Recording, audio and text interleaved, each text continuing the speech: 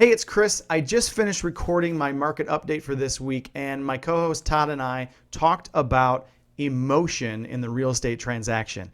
And I wanted to give you 3 tips today to better deal with the emotion that comes up in any real estate transaction. You know, the reality is for most Americans, buying a home or selling a home is going to be the single biggest financial transaction you'll make in your life.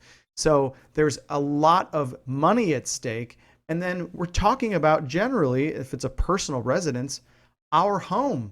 So not only is there money at stake, but it's the place where we live, it's the place where we raise our families, it's the place where we experience joy and tragedy, and there's a lot of emotion wrapped up in it.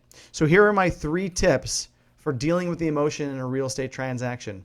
Number 1 is acknowledge that the emotion exists.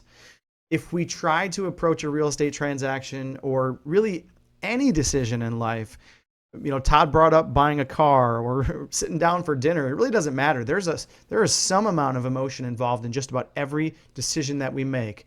We are not robots, we're human beings. So we need to acknowledge that. And then how do we handle it after that? So that's step 1, acknowledge. Number 2 is to gather information. Well, how do we gather information? We get people who have experience in our corner.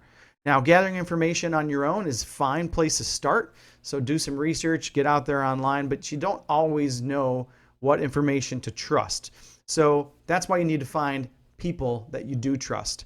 So in the real estate transaction, who are the people you need around you to advocate for you and give you that information? You need a great, experienced, trusted real estate agent. You need a great, experienced, trusted mortgage broker. You need a great, experienced real estate attorney. And then there are other people in the transaction as well. If you're going to be buying and having an inspection, you want an inspector who's done it a lot, who has a great demeanor.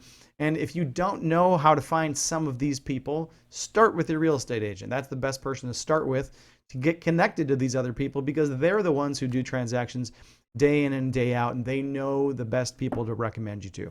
So that's tip number 2. Tip number 3 is, as you go through the process, take a step back whenever you feel that emotion creep in. There are going to be times when you are so excited, you're willing to just make a decision without thinking.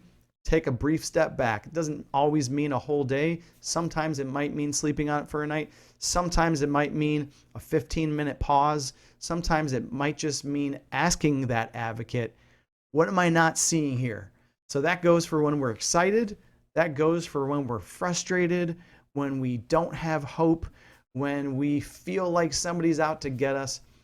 Make sure you lean on the partners and the trusted people that you have around you and allow them to speak into the situation. Allow them to help you see the bigger picture, because it's so easy to get bogged down in our emotion in these transactions and to lose sight of what's most important, our ultimate end goal. Hey, thank you guys. Make sure you check out more tips like this. Stay here on YouTube and subscribe, youtube.com/Chris Grano, and check out more. I hope you guys have a great week. I'll see you later.